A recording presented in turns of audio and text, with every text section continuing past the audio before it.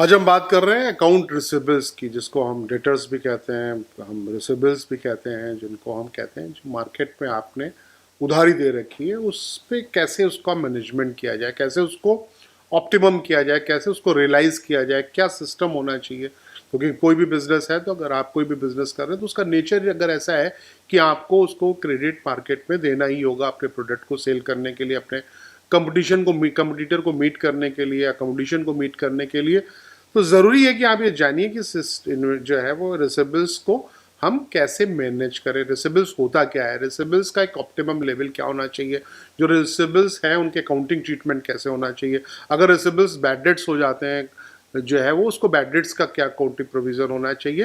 ये रिसिबल्स के बारे में जानना किसी बिजनेसमैन के लिए, किसी एंटरप्रेन्योर के लिए, किसी भी जो भी कोई भी बिजनेस कर रहा है, वो सर्विस सेक्टर में हो, वो ट्रेडिंग में हो, वो मैन्युफैक्चरिंग में हो, किसी भी बिजनेस के लिए अकाउंट रिसिबल्स एक इम्पॉर्टेंट फैक्टर। जो भी अकाउंट रिसिबल्स मीन्स आप कोई भी क्रेडिट में सेल्स और सर्विस देते हैं तो उसको हम अकाउंट रिसिबल्स कहते हैं।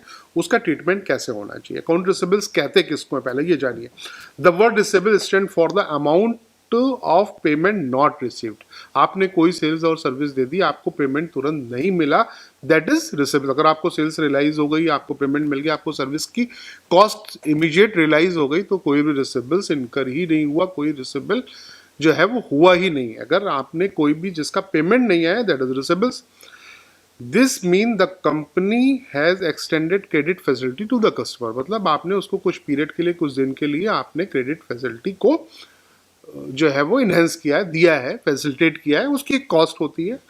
क्या कॉस्ट होती है? क्योंकि आपका फंड लगा हुआ है। अगर आपका फंड लगा हुआ है तो आपकी उसमें कहीं ना कहीं interest cost, capital cost involve है। इसलिए इस रिसिबल्स को मेंटेन करना प्रॉपरली ज़रूरी है। अभी हम फिर बात करते हैं। Account receivable is the money that a business has a right to receive after a certain period of time when the business has sold the goods और सर्विसेज ऑन क्रेडिट। इसमें टाइम भी होता है। एक नॉर्मल बिजनेस में आप अगर हम कोई रिसिबल्स को देते हैं तो एक बिजनेस टर्म्स होती है कि आपको with in 15 days, 30 days, 40 days, 45 days आप इसको पेमेंट करना है। उस टर्म में ये पेमेंट हो जाना चाहिए आपका, वो आप इनवॉइस पे लिख के मेंशन करते हैं। उस टर्म के अकॉर्डिंग ये पेमेंट होना चाहिए जब आप कोई भी सेल्स या सर्विस या गुड्स आप क्रेडिट पे दे रहे हैं। When an account become uncollectible ये बैड डेट एक्सपेंसेस इनकर्ड। अगर ये कलेक्ट नहीं हो पाता है या कलेक्ट होने के चांसेस खत्म हो जाते हैं तो ये एक बैड डेट्स होता है। बैड डेट्स को आपको एज एक्सपेंसेस, आपको सेलिंग एक्सपेंसेस की तरह अपने प्रॉफिट लॉस में लॉस की तरह या एक्सपेंसेस की तरह बुक करना होता है। अब बात करेंगे जो है वो evolution of the label of account receivables. इसका लेबल कैसे डिफाइन होता है, इसको एक छोटे से उसमें डायग्राम में आप समझ सकते हैं। How many times on average does a company turns it receivables into cash during a accounting period. एक साल के 365 दिन में आप रिसिबल्स को कितने दिन में कैश कर लेते हैं, उस कैश को हम अकाउंटिंग रिसिबल टर्नओवर कहते हैं। अगर आप बात करते हैं, आप सेल 1 करोड़ की कर रहे हैं या आपके सेलिंग्स जो भी है उसको आप उसमें से कितने बार उसको आप उस सेल्स को रोटेट करते हैं, कितने बार रिकवर करते हैं आप, 3 बार, 4 बार, 5 बार, तो वो आप अकाउंट आपका रिसिबल टर्नओवर कहलाता है। आपके रिसिबल लेवल को अगर आपके टोटल टर्नओवर को आपके अकाउंट रिसिबल से डिवाइड कर देते हैं तो एक टर्नओवर रेशियो आपका निकल आता है, जिसको आपको ध्यान रखना चाहिए।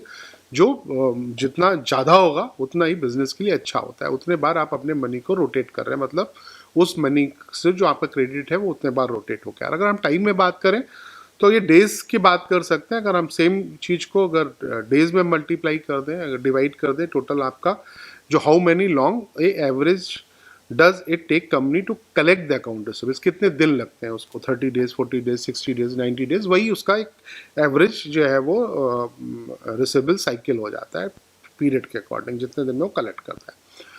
अगर हम पूरे रिसिबल्स के ऑटोमेशन की बात करें तो आपको बहुत सारी चीज़ों को जो है वो रिसिबल्स के प्रोसेस में ध्यान रखना पड़ेगा।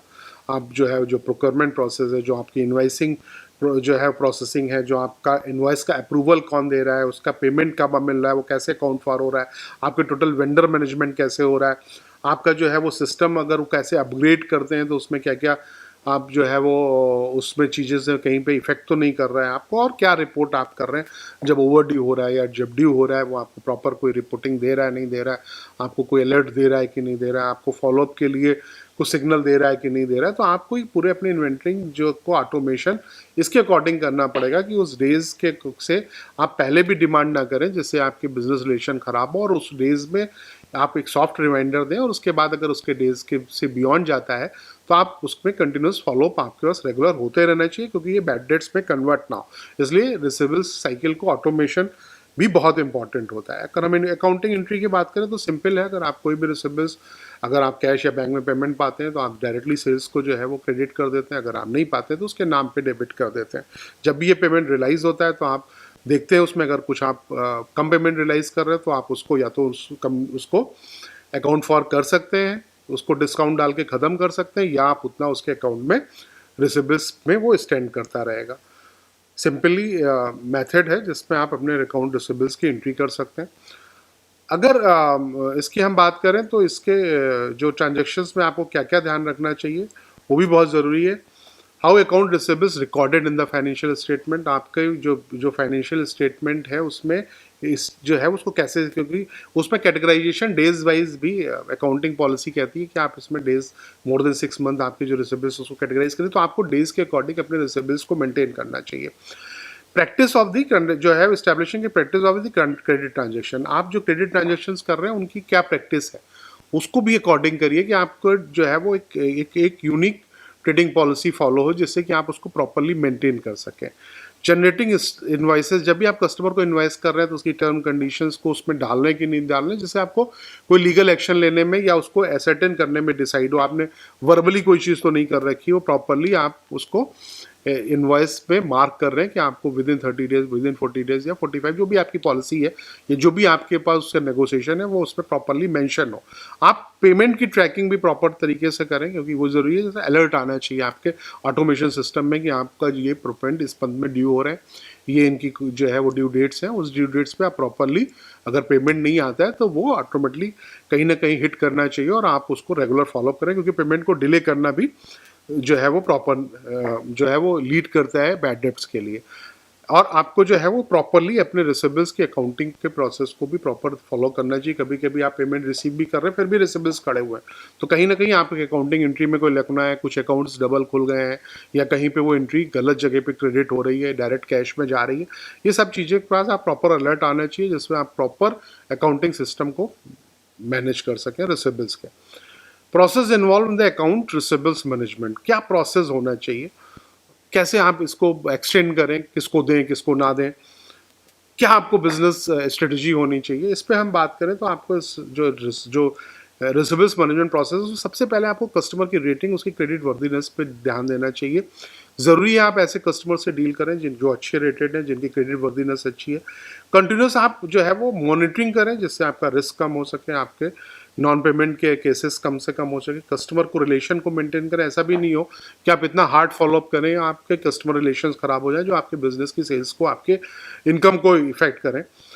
और आप कस्टमर्स की जो है वो जो उनकी कंप्लेंट्स हैं उसको भी एड्रेस करें, बिकॉज कभी कभी जब पेमेंट ड्यू होता है तो ज़्यादातर कस्टमर इसलिए डिनाई कर देते हैं या डिस्प्यूट में आ जाता है क्योंकि आपने उनकी कंप्लेंट को, उनकी रिक्वेस्ट को, उनकी सर्विसेज, आफ्टर सेल्स सर्विसेज को प्रॉपरली जो है वो कंसीडर नहीं किया है, उस पर प्रॉपर जो है वो जितना ड्यू डिलिजेंस या ड्यू ध्यान देना चाहिए वो नहीं दिया आपने। After receiving the payment, balance in the particular account should be reduce. आपको अपने अकाउंट में देखना है अगर पेमेंट आ रहा है तो उसका पर्टिकुलर अमाउंट में बैलेंस रिड्यूस कर रहा है कि नहीं कर रहा है। आप अपने अकाउंट स्टेटमेंट रिसीवेबल्स को रेगुलर बेसिस पे आप चेक करते रहेंगे तो आपको ये मिलता रहेगा। Preventing any bad debts of the receivables outstanding during the particular period, अगर आप कोई भी जो है वो प्रिवेंटिंग आप एनी बैड डेट्स, आपको अपने बैड डेट्स को प्रिवेंट करना चाहिए कि बैड डेट्स कम से कम हो किसी पर्टिकुलर, क्योंकि बिजनेस है तो बैड डेट्स कुछ ना कुछ तो होंगे ही होंगे, लेकिन उनका लेवल बहुत कम पे मेंटेन करना है। उनको एक स्टॉक जो भी आपका एक ट्रेड के प्रिंसिपल्स हैं उससे कुछ भी नहीं होना चाहिए, अगर है भी तो एक एक्सटेंडेड नॉर्म्स के तहत होना चाहिए, जितना आपका बिजनेस अफोर्ड कर सकता है, जितना आप अफोर्ड कर सकते हैं, जितना एक सेट नॉर्म्स हैं एक पर्टिकुलर बिजनेस के लिए। रिसीवेबल्स टर्नओवर, जैसे मैंने पहले आपसे बात की कि आपके टर्नओवर और आपका जो भी रिसीवेबल्स का साइकिल है वो प्रॉपर होना चाहिए, 4 टाइम 5 टाइम 6 टाइम, जितना अच्छा हो, जितना कम से कम रिसीवेबल्स का लेवल मेंटेन हो, टर्नओवर जितना हाई होगा वो बिजनेस की स्ट्रेंथ के लिए अच्छा। अगर कम है अगर जितना ये कम है तो आपका पैसा उतना ब्लॉक्ड है मार्केट में, इसके मतलब आप capital cost, interest cost, working capital cost को इनकर कर रहे हैं।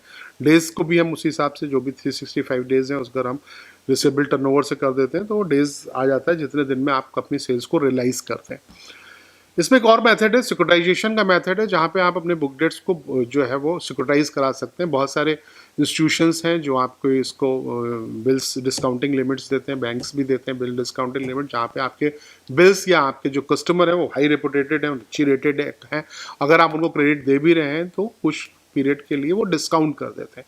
से अगर आपने किसी पर्टिकुलर अच्छे कस्टमर पे 10 लाख रुपए की बिलिंग कर रखी है तो आप डिस्काउंट करा सकते हैं। आपको कोई भी एजेंसी या बैंक आपको उसमें डिस्काउंट रेट अगर 4% है तो वो आपको तुरंत ही 10 लाख की जगह आपको 9,60,000 रुपये तुरंत आपको दे देंगे। और वहाँ पे आपको अगर इंटरेस्ट मिलता है या जो डिले पेमेंट है उसके साथ कुछ एक्सेस मिला तो वो बेनिफिट वो एजेंसी उठा लेती है। शायद वो 30 डेज में वो आपका 4% अगर वो ऑर्गेनाइजेशन कमाता है तो आप सोचिए कि वो कितने बार अपने पैसे को मल्टीप्लाई कर रहा है। 4% अगर वो एक ऑर्गेनाइजेशन एक मंथ में मिल रहा है तो वो 48% तक जाता है अगर हम साल भर की बात करें, अगर डेप्ट का साइकिल 30 डेज है। लेकिन आपको तुरंत फंड मिल जाता है और उस ऑर्गेनाइजेशन के पास आप अपने रिस्क को ट्रांसफ़र कर देते हैं। वो हाई अगर प्रॉफिट कमा रहा है तो उसकी हाई रिस्क भी होती है। Normally bill discounting limit high level पे होती है, 2% 1.5% के आसपास बैंकिंग या फाइनेंशियल इंस्टीट्यूशन इस पर आपसे जो है वो डिस्काउंट लेते हैं या इतना आपसे इंटरेस्ट चार्ज करते हैं।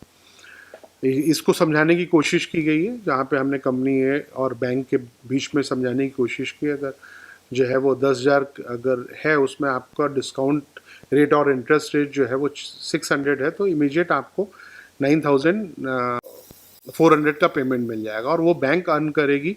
अगर उसके पास 6% इंटरेस्ट के साथ वो पैसा रियलाइज़ होता है तो वो 10,600 अर्न करेगी आपके उसमें, और जिसमें उसको नेट प्रॉफिट जो है वो रफली 1,000 होगा। अगर इंटरेस्ट के साथ इसको कैलकुलेट करें तो वो उस पीरियड का आपसे इंटरेस्ट या डिस्काउंट रेट चार्ज करती है। हम इसको इंटरेस्ट भी कह सकते हैं, डिस्काउंट भी कह सकते हैं, जो आपको टोटल अमाउंट पे मिल जाता है।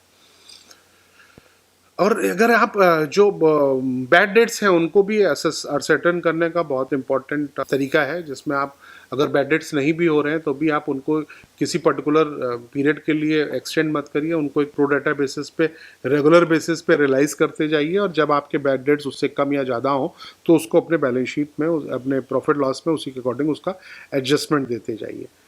ये एक अकाउंट रिसिबल्स का प्रोसेस है, जहाँ पे इनवॉइस स्टेटमेंट आप मेक करते हैं। अगर आपको पेमेंट तुरंत आ जाता है तो आपका जो है वो फुल पेमेंट आ गया, आप उसको सेटल कर देते हैं इनवॉइस को। जहाँ पे आपका नहीं आता है उसको ओवरड्यू या हम उसको रिसिबल्स में कन्वर्ट कर देते हैं, और उसको पहले उसको एक after a period of certain time जितने रिसिबल्स आपने ग्रांट किया है उसको लेटर लेते हैं। अगर आप उसके बाद भी नहीं मानते फिर फॉलो अप करते हैं, और उसके बाद एक फाइनल डिमांड के लिए आप सेटलमेंट प्रोसेस में या आप एक लीगल प्रोसेस में जाते हैं। लेकिन लीगल प्रोसेस में जाने के लिए आपको अपने इन्वाइसेस में, अपनी टर्म में, अपनी कंडीशंस पे एक प्रॉपर फॉलोअप रखना होता है। आज की डेट में बैड डेट से बहुत सारे बिजनेस फेल हो रहे हैं। इसमें एमएसएमई बहुत सारा आपको हेल्प भी कर रहा है। एमएसएमई के में जो डेप्स जो रिसिबल्स हैं जो अलग अलग इंस्टीट्यूशंस ने कर रखे हैं उसको रिपोर्ट करना होता है। उन्होंने जो एमएसएमई सेक्टर्स के जो रिसिबल्स हैं या उनके क्रेडिटर्स हैं, आपके लिए रिसिबल्स हुए, उनके क्रेडिटर्स को उनको रिपोर्ट अपने आरओसी फॉर्मेट में भी करना होता है। इसके बहुत सारे गवर्नमेंट ने अलग अलग इसमें आपको सपोर्ट के लिए भी प्रोविजंस है, समाधान स्कीम भी है, बहुत सारी चीज़ें हैं जो एमएसएमईज में। लेकिन अगर आपने प्रॉपर डॉक्यूमेंटेशन कर रखा है, प्रॉपर इन्वाइसिंग कर रखी है, प्रॉपर टर्म कंडीशन को डिफाइन कर रखा है, प्रॉपर आपके पास इन्वाइस मेंटेन्ड है, आपके पास प्रॉपर रिकॉर्ड है आपके पास, तो आप अपने इन्वाइस और अपने रिसिबल्स को बैड डेट्स पे जाने से रोक सकते हैं। और अगर बैड डेट्स होना भी चाहता है तो एक लीगल फ्रेमवर्क को अच्छी तरह फॉलो कर सकते हैं। तो अभी आपने जाना कि रिसिबल्स क्या होता है, इनका साइकिल क्या होता है, रिसिबल्स के लिए क्या क्या आपको ध्यान में रखना है, रिसिबल्स के अकाउंटिंग के लिए, उसके प्रॉपर रिकॉर्ड के ऑटोमेशन के लिए किन किन चीज़ों पे आपको ध्यान रखना है, और कैसे इसको बैड डेट्स हो जाने से कैसे रोकना है, और बैड डेट्स का एक नॉर्मल प्रोविज़न आपको बुक्स में कैसे करके चलना है। क्योंकि अकाउंट रिसिबल्स किसी बिजनेस के लिए बहुत ही इंपॉर्टेंट फैक्टर है, जिस पर हमने बात की।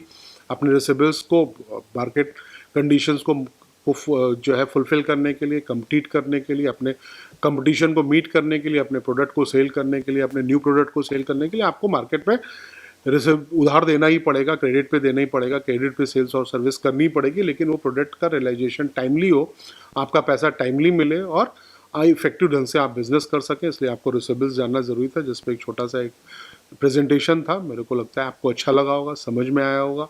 आप जरूर फॉलो करिए इंस्टीट्यूट फॉर इंडस्ट्रियल डेवलपमेंट, ऐसे बहुत सारी वर्कशॉप्स आपके लिए, बहुत सारे लेक्चर्स लेके आता है। ये भी उसकी कड़ी में एक छोटा सा माध्यम था जिसके तरीके से आपको ये बताया गया कि अकाउंट रिसिबल्स क्या है। इसको फॉलो करिए। Thank you.